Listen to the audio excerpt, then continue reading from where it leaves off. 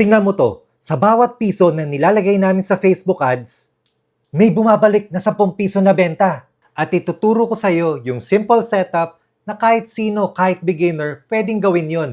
Plushie plus backpack, boom! 68,000 pesos.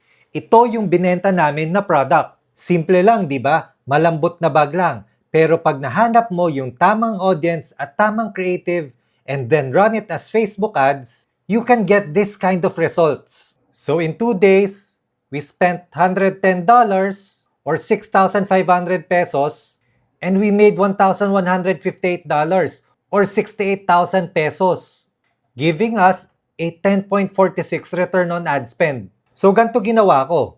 I went to facebook.com, then on the left side, click on Ads Manager.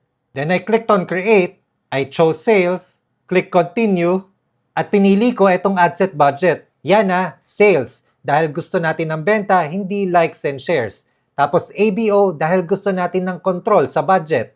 Tapos pagdating sa targeting, broad lang.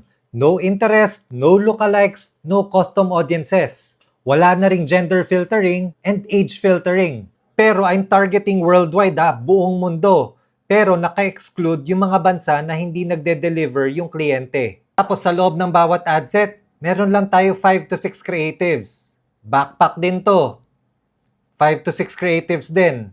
And that's it. I let Facebook decide and deliver it to the right people. Tapos sinamahan ko na rin ng konting dasal na sana magkaroon ng benta. Sulit na, di ba? Ito nga pala yung mga sample ng creatives na ginamit ko.